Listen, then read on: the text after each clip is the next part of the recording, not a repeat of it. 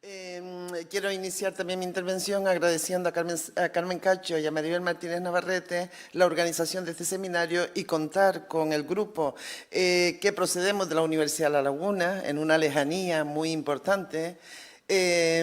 para exponer los resultados en parte de toda una vida de trabajo. Estamos ya en esas etapas finales donde parece que el tiempo se nos pasa muy rápido y no nos da tiempo de afrontar todo lo que nos queda pendiente. Y en segundo lugar, plantear o dar una visión de lo que es la renovación en los trabajos que hemos desarrollado en el marco del equipo. Es decir, no nos hemos quedado al margen de las nuevas propuestas y posibilidades de estudio con la incorporación de jóvenes investigadores e investigadoras de alto nivel en su desarrollo profesional y que son básicos para comprender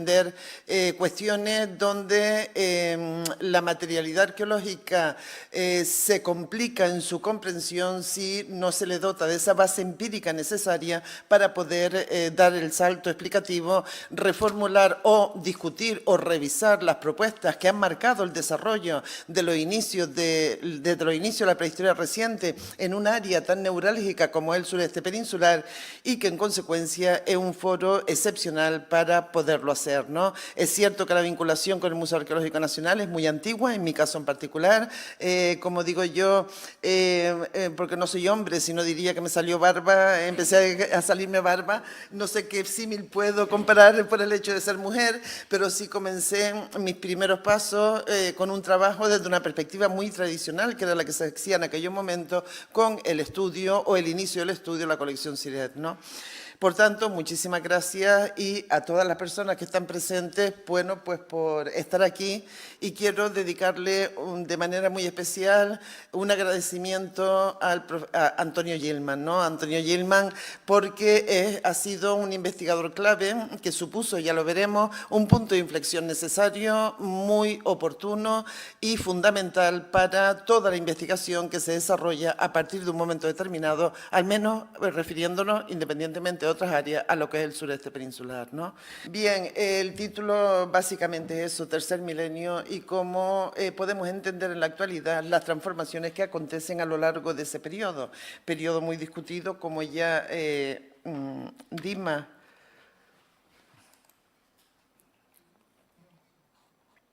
Bueno. Aquí. Bien, ya Dimas lo planteaba y lo planteó Carmen en un inicio, la base documental fundamental para la comprensión del desarrollo de las sociedades en el sureste peninsular, desde lo que sería el cuarto milenio, hablando hoy en términos temporales, hasta pues, la época de la colonización ya más vinculada a la protohistoria, deriva de la colección Siret. Para el tercer milenio, ¿cuál era la base? Desde el primer momento, los resultados de las excavaciones de los millares, donde se manifiesta la complejidad de las estructuras defensivas y su vinculación con los tipos de enterramiento más definidos, los llamados toloi, cámaras circulares, corredores rectangulares, cúpulas por aproximación de hilada y la monumentalización a partir de lo que serían los montículos de tierra que cubren de manera general lo que es estas estructuras funerarias y, por supuesto, también asociado a un sistema de enterramiento colectivo y que manifestaba la existencia de unos materiales diferentes entre unas sepulturas y otras. En algunas ocasiones planteaba diferencias entre el registro documentado en los poblados y la área de enterramiento, pero que definía de manera muy clara la actividad metalúrgica, la existencia de toda una serie de elementos cuya procedencia tenía que ser foránea, la utilización o la presencia de elementos realizados en marfil o en cáscaras de huevos de avestruz implicaban ya unas conexiones que superaban lo que eran los límites regionales, ¿no? Y toda una serie, acompañándola de una serie de elementos que se implicaban en lo que era la fase ideológica y, de alguna manera, control de estas poblaciones, donde adquieren una relevancia muy particular la llamada cerámica simbólica. A partir de esos momentos, después de esas propuestas iniciales de Siret y de Bochimpera, a las cuales no voy a seguir insistiendo, se considera que Millares es resultado, como bien decía Dima, de una colonización externa, pueblo mediterráneo oriental, con un desarrollo tecnológico superior, donde ya estaba implícita la actividad metalúrgica dentro de las actividades económicas, con un papel muy relevante, y se focalizaba también porque de manera coordinada aparecen o se descubren los grandes yacimientos del estuario del Tajo, en particular Zambuyal y Vilanova de São Pedro, de tal manera que se organiza todo el calcolítico del sur peninsular y, de hecho, del territorio ibérico en dos fases claramente diferenciadas, y que viene marcada esa ruptura entre la primera y la segunda por la aparición, la expansión del llamado vaso o fenómeno campaniforme, ¿no? Por lo tanto, se hablaba de un calcolítico precampaniforme, y uno ya de fase campaniforme, que sería el punto de arranque para el inicio del otro gran momento y de gran envergadura de lo que es la prehistoria reciente del sur peninsular, como lo es la cultura, la llamada inicialmente la cultura de Millares, y que hoy hemos desarrollado o que hemos reetiquetado como mundo Millares, ¿no? ¿Cómo podemos entender esa concentración de la investigación en esta zona de las tierras bajas del sureste peninsular, ¿no? La base, Luis Siret. A partir de Luis Siret, corpus de Jordi Verlaine, sistematización de Pedro Bochimpera, lo que sería también ya la intervención de Martín Almagro. Estamos hablando mediados del siglo XX, es decir, desde el descubrimiento de Siret, el sureste peninsular adquiere un enorme protagonismo para comprender las dinámicas sociales y desarrollos económicos e ideológicos de las poblaciones en el marco del Mediterráneo occidental. Millares, ese mundo Millares, lo que llamamos hoy mundo Millares, se consolida como una base fundamental, de tal manera que las investigaciones que se plantean a nivel de trabajos de campo a partir de mediados del siglo XX se va a focalizar en esos yacimientos clásicos.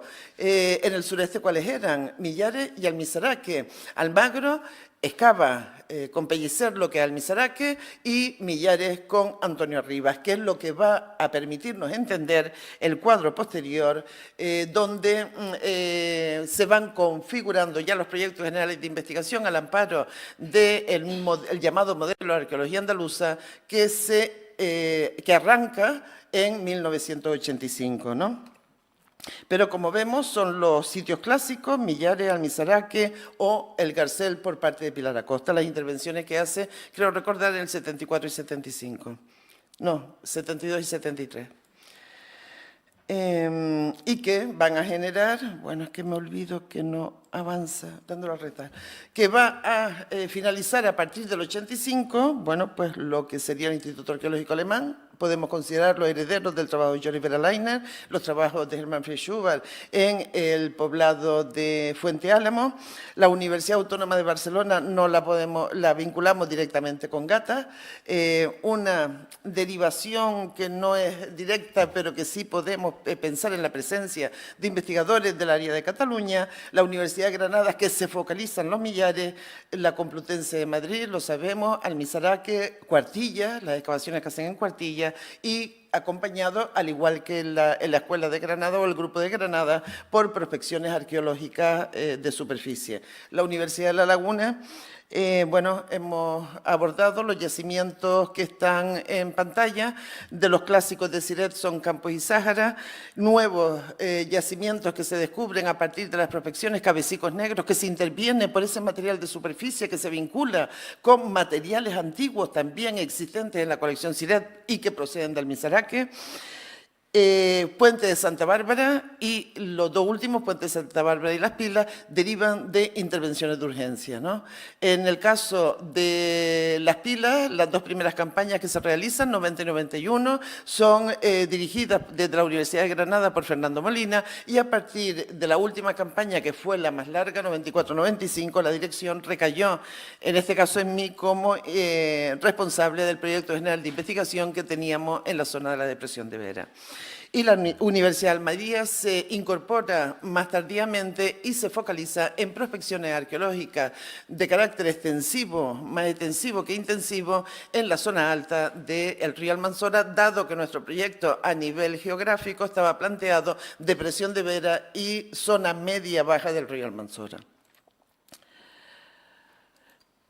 Paralelamente a la puesta en marcha del proyecto el modelo de arqueología andaluza, los proyectos de investigación, tienen lugar las primeras propuestas que escapan a aquella visión o aquella discusión de cuál era la base que podía explicar la complejidad durante el tercer milenio de ese llamado mundo Millares.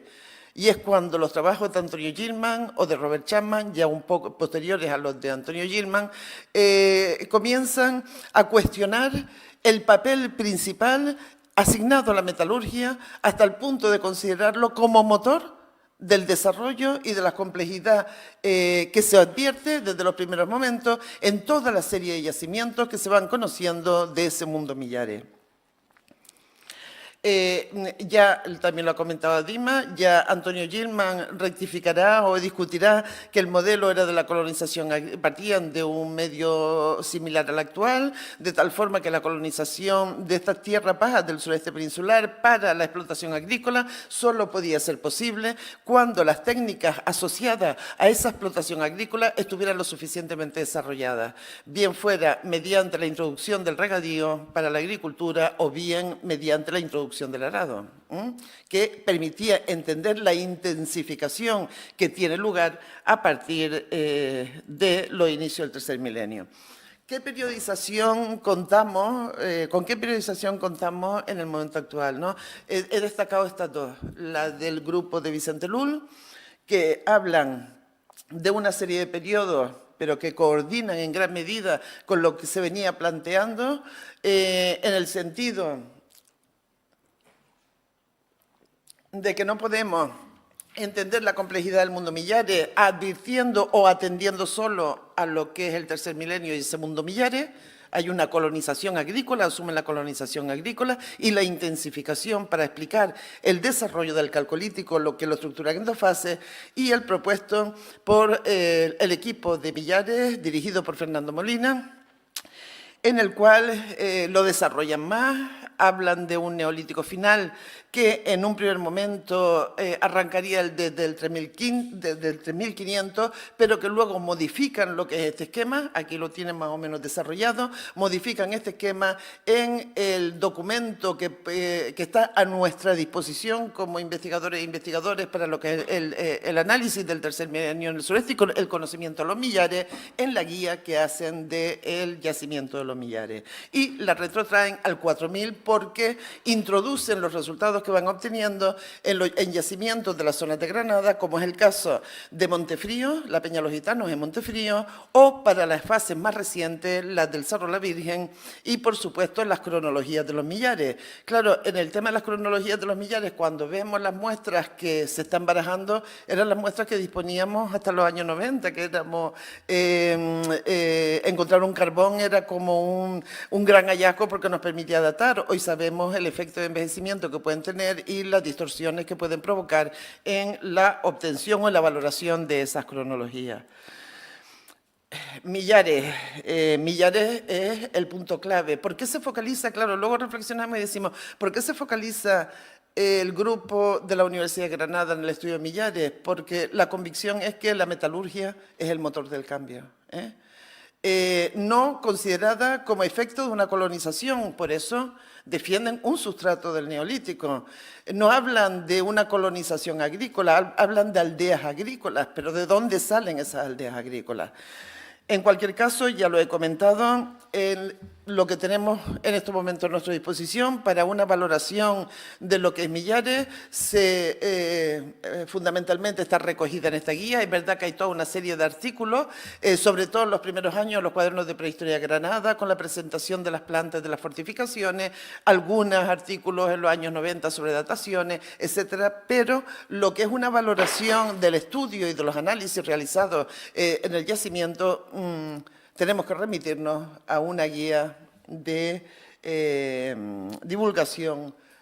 para entenderlo. La complejidad de Millares queda de manifiesto. Aquí tenemos la línea de fortificación externa, lo que llaman la línea 1, que consideran, atendiendo a las dataciones obtenidas, se erige en torno al 3000 a.C. Previamente plantean el inicio de la metalurgia desde el 3800, 3500, que en el 3400 ya comienza la ocupación de los primeros poblados de la cultura, la llamada Horizonte Millares, cultura Millares o mundo Millares, como lo queramos definir, y que en el caso de los Millares, la fundación, atendiendo a los resultados obtenidos en la Ciudadela, donde los niveles más antiguos a los que llegaron les proporcionan unas dataciones en torno al 3000 también, al igual que la construcción de la línea más externa, como hay depósitos inferiores, establecen la probabilidad que Millares se ocupe ya en una fase del calcolítico pleno, o sea, ya muy intensificada en lo que es la producción metalúrgica, en torno al 3200 a.C. Líneas de fortificación, aquí la vamos viendo, con los bastiones y las torres huecas que se distribuyen en toda esta línea exterior, y sobre todo lo que es el acceso con esta compleja configuración de una barbacana con aspilleras que fueron utilizados, como ustedes lo pueden ver, abiertas a tramos a distancia más o menos simétricas, que funcionan como aspilleras y que controlan visualmente todos los ángulos que hay al exterior en esos momentos del poblado de los Millares, donde se desarrolla toda el área de la necrópolis, ¿no? Y la existencia de talleres especializados, ¿no? Que es lo que defienden, en este caso el taller metalúrgico, y volveremos a él en el momento final cuando de alguna manera valoremos si la metalurgia está tan tecnificada, vamos a llamarlo así, que implica el desarrollo de la misma por parte de especialistas a tiempo completo, porque en definitiva se trata de eso, ¿no? Dentro de esa complejidad de Millares, como gran asentamiento, tendríamos que en torno al 2800, que es lo que ellos establecen, en un momento en que la conflictividad debió ser importante en este territorio de las llamadas tierras bajas del sureste peninsular, se articulan 13 fortines que ocupan las estribaciones bajas, las estribaciones bajas pero en zona de cerros testigos, podríamos decir, de lo que es la Sierra de Gádor, 13 fortines, de los que el más investigado es el fortín número 1, que es el que tenemos en esta imagen. Aquí tendríamos el poblado, la zona del poblado, aquí el desarrollo espacial de lo que es la necrópolis, constituida fundamentalmente por estructuras de tipo Toloi, y finalmente el inicio de la línea de los fortines en ese sector en el que hemos comentado. La excavación que realizan de este espacio revela también no solo la gran complejidad de las estructuras de fortificación, sino por otro lado cómo, y al igual que acontecía en el poblado, en el propio poblado, en un momento determinado se ven en la necesidad de ampliar el área de excavación, anulando ese carácter defensivo que tenía este primer segmento del interior, que lo podemos ver aquí, que aparece con una muralla con sus bastiones y con un gran foso, y construyen otra exterior en la base de la cual y en todo su perímetro también está asociada a un gran foso.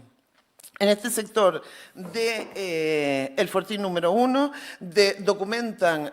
bastiones de ese sector anulado en esa segunda fase de ampliación del espacio y que son reutilizados, podemos decirlo así, como estructuras de carácter doméstica, con sus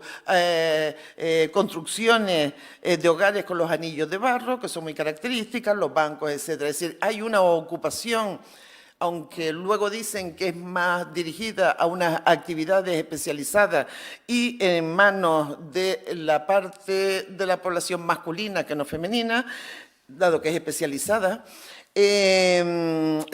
desarrollan espacios donde tiene lugar lo que es la vida cotidiana. Áreas especializadas como es este taller, que definen como el taller para la fabricación de puntas de flecha, que están en un contexto doméstico, pero la especialización se sustenta en la documentación de materias primas en otro de los fortines, que sirvió de base de aprovisionamiento a las necesidades de esta producción especializada y, sobre todo, en esta área de molturación. Área de molturación que interpretan en un primer momento asociada a la transformación de los productos vegetales y que han incorporado también que probablemente se estuviese procesando la sal por los contenidos que han encontrado en los sedimentos que han sido estudiados, ¿no? Y esta es la recreación de lo que es el poblado de Los Millares, con las 3 líneas de fortificación y la fortificación de la llamada ciudadela, ya la definió Luis Siret, que está vinculada a una gran cisterna y con una acequia. Y aquí entramos con las acequias y el regadío, con una acequia que es la que proporcionaría el agua desde la Sierra de Gádor hacia el interior del yacimiento, cruzando las diferentes líneas de fortificación para poder llegar hasta la parte central. El otro punto de investigación que hemos comentado, depresión de Vera y cuenca del río Almanzora. Punto central, Almisaraque. Eso venía dado, como hemos comentado antes, lo hemos visto desde los propios trabajos de Siret. Esta es una vista actual de la depresión de Vera, muy transformada no solo por los cambios que según Hoffman y Arteaga sufrió en la línea de costa, sino también por los cultivos que se han ido introduciendo, sobre todo a partir de mediados de los años 90, en agricultura intensiva, bien con invernaderos y lo más dañino para los yacimientos arqueológicos, sobre todo para los que trataba Dimas, los del Neolítico Antiguo, más dañina la agricultura hidropónica, ¿no? Es decir, hay una transformación y a eso además unimos toda la transformación de las zonas más próximas a la costa vinculadas con el boom turístico, ¿no? Vamos, lo que ha ocurrido en casi todas partes de este país, ¿no? Esta es una imagen donde se ve efectivamente en la actualidad un paisaje muy aridificado, con un grado de erosión muy fuerte, pero donde la agricultura tradicional, lo veremos también al final, hasta los años 90, hasta una fotografía aérea del 91, esto está totalmente transformado. Quizás porque van pasando los años y siempre pensamos que nuestra referencia es lo que conocimos en los primeros momentos, pero cuando volvemos a Almería, a esta zona que la conocemos muy bien, han sido muchos años de trabajo intenso, da lástima ver cómo se ha ido avanzando en esa agricultura intensiva que decíamos antes hacia las zonas del interior y hacia las zonas más húmedas que siguen siendo el Valle de los Ríos y las Ramblas. Almisaraque es la imagen que podemos presentar, una fotografía aérea, este es el TEL, sabemos que es de muy pequeñas dimensiones, también sabemos que los sondeos que hicieron el Instituto Arqueológico Alemán marcaba a profundidades considerables una mayor extensión de lo que podía ser el asentamiento y que además, aun y cuando en la actualidad esté al interior de la parte baja de la Almanzora, vamos, que no está en línea de costa, en aquellos momentos tenía una relación casi directa con lo que sería, el mar, ¿no? Y aquí tenemos una distribución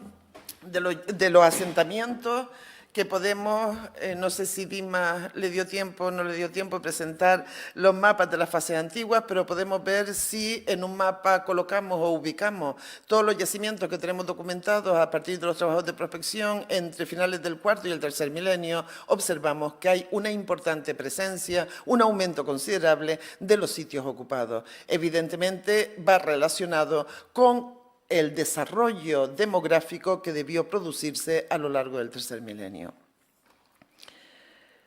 Destacamos también que en ese cambio entre finales del cuarto y principio del tercero, dentro de esa organización secuencial que podemos hacer a partir de la documentación que tenemos en los momentos actuales, se produce un cambio importante en lo que es la unidad geomorfológica seleccionada para el asentamiento, ¿no? Si consideramos, por ejemplo, que Tres Cabezos responde a una ocupación del Neolítico final, en el Calcolítico los que se ocupa es este cabezo, que es donde se localiza Campos, y que además parte de los mismos esquemas de patrón geográfico que tiene Millares y veremos en gran parte los yacimientos del tercer milenio, del Calcolítico, es decir, son espoloneas mesetados que se articulan en las márgenes de las vías hídricas y tiene la mayor parte de sus flancos protegidas de manera natural porque son el punto de unión de las aportaciones de las diferentes ramblas hacia lo que es la vía hídrica principal, ¿no? En este caso, evidentemente, el Almanzora con dos torrenteras que podríamos definir las torrenteras, porque ya Rambla parece que está a un nivel superior, evacuarían la agua hacia lo que sería el río Almanzora, o en el caso del Garcel, en relación a las gerundias, ¿no? Cambios que se van apreciando también en lo que es la estructuración del territorio. Aquí tenemos una vista aérea del poblado de Sáhara, donde se han documentado materiales que se relacionan, es verdad, a nivel de indicadores de su producción con la fase antigua del Neolítico, pero sobre todo con una ocupación muy importante en el tercer milenio. Un espolón amesetado, como podemos ver, que la quité. Un espolón amesetado que se articula también en la margen izquierda del río Almanzora. Hay que tener en cuenta que en estos momentos la superficie es limitada, en torno a las 0,25 hectáreas, pero que toda esta parte, este volumen que vemos aquí, deriva, esa masa deriva de un desplome que sufrió lo que es el extremo más adelantado hacia la Almanzora, y lo que se conserva pues es lo que vemos en imagen y que le da esas dimensiones tan reducidas. Aquí tendríamos la línea de fortificación y al interior nos encontramos con las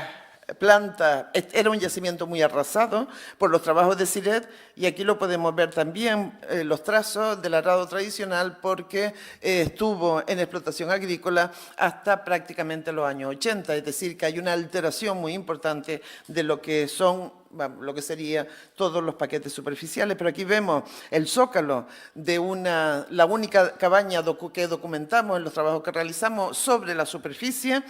Muy característico, lo vemos también, por ejemplo, en poblados como el Malagón, donde al interior, en la cara interior del muro que configura el zócalo, se embuten pilares de madera que lo que quedan, como vemos aquí, son los agujeros del poste, ¿no? Y luego toda una serie de estructuras que podríamos relacionar con el almacenamiento. En algún caso conservaban la tapa que la cerraba, que son de pizarra, losas de pizarra. No sé si lo aprecian, pero aquí está esta losa de pizarra, y sobre todo este tipo de estructuras de grandes dimensiones excavadas en las margas que constituyen la base, el sustrato geológico de este emplazamiento, donde documentamos una estructura de combustión doméstica, ¿no? Aquí la podemos ver, el anillo de barro, un poco perdido, las unidades sedimentarias que marcan lo que es la combustión, y en ella aparecieron algunas semillas, fundamentalmente de cereales, ¿no?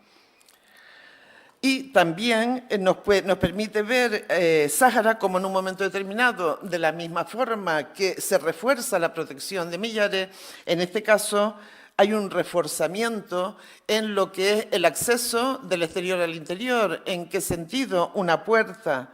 que comunicaba el exterior con el interior y que se articulaba en este sector noroccidental de esta línea de fortificación, en un momento determinado se ciega, se clausura, probablemente en la necesidad de reforzar lo que es la defensa interna del asentamiento. ¿Cómo podemos explicar, o cómo explicamos Sáhara? Es verdad, Sáhara es un poblado que no tiene una gran entidad, pero tiene un elemento fundamental para lo que es la estructuración del territorio en esta zona y en el tercer milenio. La altura. Desde la parte alta de Sáhara se visualiza, evidentemente no Almizaraque, porque tiene en medio Cerro Virtud, pero se visualiza toda la depresión desde la Almanzora hasta el agua. y hacia la Sierra de Filabre, es decir, una posición muy estratégica para lo que es el control de este espacio, este territorio. Y el segundo yacimiento, los que hemos intervenido y de los que le voy a plantear aquí, porque en gran medida los interrogantes planteados de forma a partir, no de forma tradicional, sino a partir de los trabajos y las nuevas propuestas que se desarrollan a partir de mediados de los años 80, finales de los 70, primera mitad de los 80, puede introducir elementos que podemos valorar en su dimensión en el poblado de Las Pilas. Las Pilas, de nuevo, aquí está muy enmascarada, hay que pensar en la transformación, sobre todo fue muy potente en la desembocadura del río Agua, hasta el extremo que se plantea que hay un cambio en lo que es la dirección de este tramo final hasta llegar al mar y además sometida a la agricultura de abancalamiento para la plantación, sobre todo de almendros. Pero es un espolón amesetado y de nuevo las dos torrenteras, podríamos definirla así, o pequeñas ramblas, que le dan esa imagen que veíamos en el yacimiento de los Millares, de espolón amesetado que avanza de nuevo, en este caso a la margen derecha del río Agua, con la mayor parte de sus flancos protegidos de manera natural y la zona de acceso ya activan o articulan las estructuras defensivas. Si analizamos de manera concreta qué poblamiento o qué yacimientos podemos relacionar con Las Pilas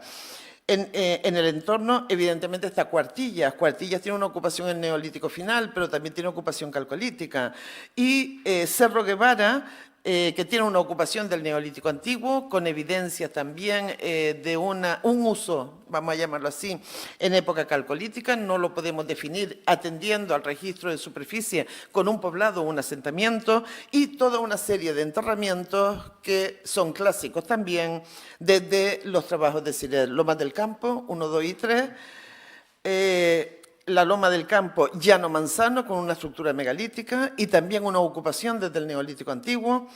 Cabecico de Aguilar, ya lo hemos visto, y sobre todo la Loma de Belmonte, el Gran Toloi, que aparece en la zona más noroccidental, ubicada en relación a lo que es la localización estricta o exacta del yacimiento de Las Pilas. En estos momentos se calcula, el cálculo también es muy estimativo, que la extensión del poblado era muy importante, pero los desmantelamientos han hecho que la parte relacionada con el mundo del tercer milenio que podemos delimitar ahora aparezca prácticamente en lo que sería la punta más avanzada de ese espolón amesetado, ¿no?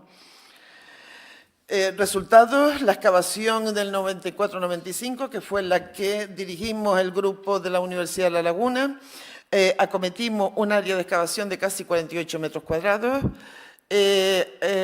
independientemente de la complejidad que veremos algunas imágenes de las fases constructivas o de las reestructuraciones y fases constructivas que pudimos documentar, una potencia estratigráfica de gran envergadura. Las dataciones que tenemos en estos momentos son 18 dataciones sobre muestras de vida corta, en concreto cebada, creo que son 17 cebadas y una o dos de haba, de Vicia faba,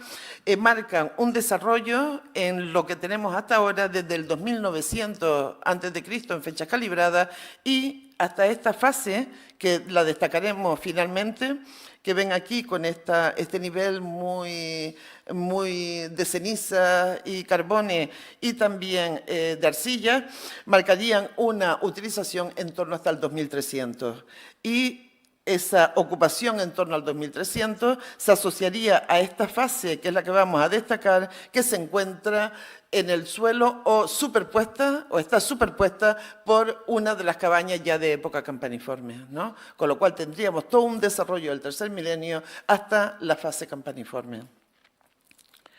Esto era lo que les quería decir antes, y aquí lo podemos ver, toda una serie de estructuras que corresponden a reestructuraciones diferentes que hemos documentado en Las Pilas. Y hay un problema en Las Pilas que son las estructuras negativas. Estructuras negativas que van rompiendo en lo que son parte de las estructuras, como podemos ver en este caso, para la construcción de una destinada a colocar este gran recipiente de almacenaje en su interior, que a su vez es rota por esta otra,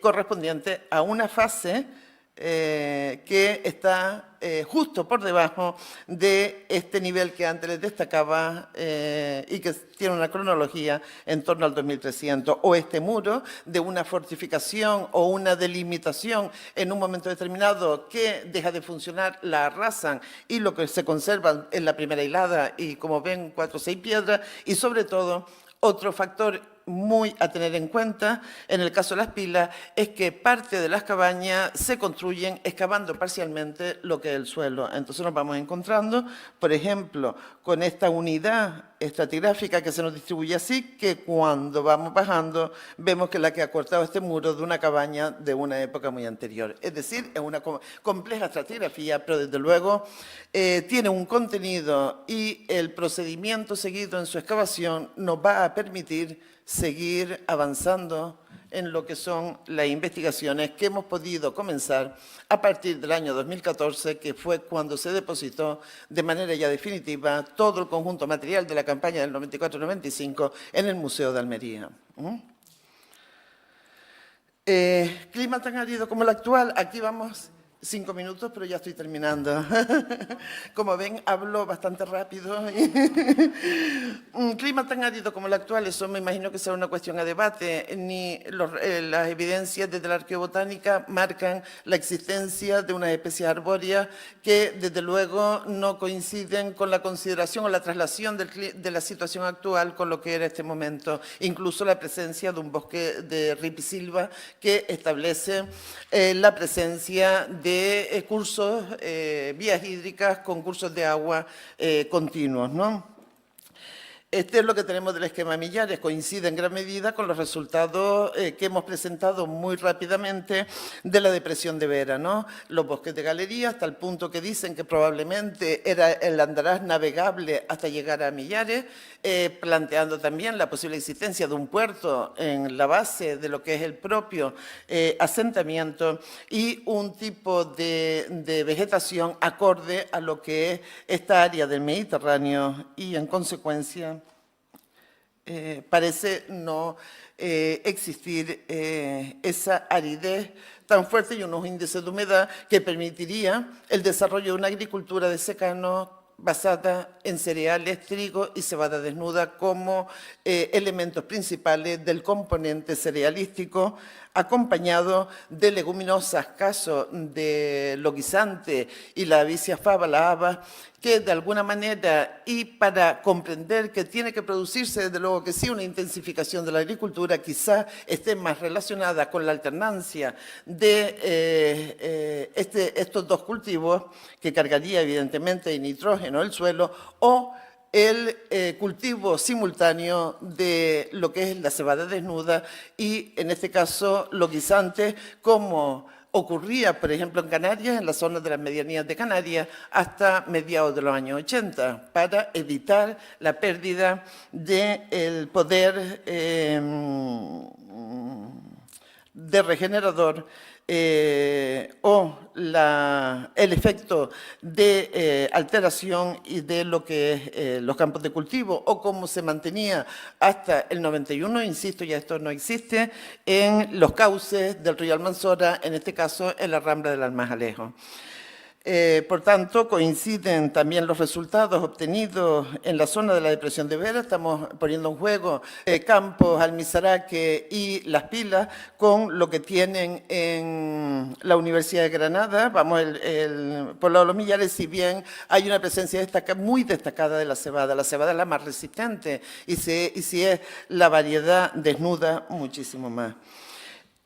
Intensificación de la actividad metalúrgica, ya lo planteábamos para el caso Millares, en Las Pilas, ese nivel que antes les señalaba, a que obedece a una construcción que se hace y que alojan en su interior dos estructuras de combustión, una central y una lateral. La central está más relacionada con lo que es el tueste o torrefacción del trigo vestido, está concentrado los registros que tenemos en Las Pilas asociados a esta estructura central, y sobre todo esta, que es la que más alegrías nos ha dado. Más alegrías alegrías nos ha dado porque está relacionada con una producción metalúrgica. Producción metalúrgica donde en el trabajo liderado por Murillo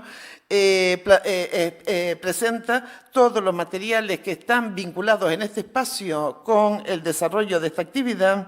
y donde habíamos enfatizado la existencia de lo que consideramos inicialmente tobera, pero que al final el estudio pormenorizado que ha llevado a cabo lo ha definido como boquillas de soplete, es decir, y que además se adosan a la caña en el momento en que la arcilla está todavía húmeda hasta el punto que se detectan las improntas de la misma en su interior, y es lo que explica, por otro lado, el que sean boquillas de soplete, esta perforación más amplia en la zona donde se encajaría la caña, supuesta caña, vamos a llamarlo así, frente a el punto donde saldría el aire porque sería a pulmón, ¿no? Por otro lado, una especialización, eso ya lo dejamos para la discusión porque tengo que terminar, una especialización artesanal que tiene que estar relacionada o en unión con otras artesanías. Es decir, hay una transferencia de habilidades de unas artesanías a otras, como podemos argumentar o como podemos sustentar en el ejemplo de un crisol donde se ha utilizado un molde de cestería, al igual que las cerámicas de uso común, ¿no? Es decir, que hay una asociación, al igual que los estudios petrográficos realizados sobre las pastas cerámicas por Miguel del Pino y otros, claro, y otras, que marcan un aprovisionamiento local y donde no hay diferencia entre las tierras utilizadas para los instrumentos vinculados con la metalurgia, las pilas y las cerámicas de uso común e incluso las más significativas, como pueden ser las simbólicas, ¿no? Por otro lado, y siguiendo los trabajos de Ignacio Montero, que fueron fundamentales para reflexionar sobre la importancia de la metalurgia, una distribución de los yacimientos correspondientes a finales del cuarto y tercer milenio, en rojo los que no tienen metalurgia y en negro los que sí la tienen. Nos aportará una gran información este otro yacimiento, al lado de una de las grandes fuentes de aprovisionamiento de la zona de Cerro Minado, que es el poblado de Santa Bárbara, que también está en estudio. Y bueno, ya con esta imagen casi termino, porque da cuenta de los resultados obtenidos y presentados recientemente de nuevo por Murillo y et.al. sobre el estudio del ámbar en sepulturas del sur de la península ibérica, pero lo que nos interesa es el sureste. Ámbar de procedencia externa, probablemente siciliana, que marcarían que esta zona del sureste adquirió una relevancia muy importante y esa transformación a lo largo del tiempo, consolidación de unas estructuras complejas, vienen también definidas por la presencia de esos materiales extrapeninsulares, que además vienen ya transformados. En este caso en particular se plantea un origen en la isla de Sicilia y la valoración es que no necesariamente tienen que venir de manera directa, sino tenemos que contemplar otra de las rutas abiertas desde la fase antigua del Neolítico, que es a través de la zona del norte de África, el área tunecina, hacia la zona del Oranazado y de la Tingitana en el caso de esta área norteafricana. Y ya termino.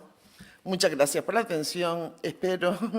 que lo hayan comprendido. Acelero cuando veo que el tiempo es muy acotado y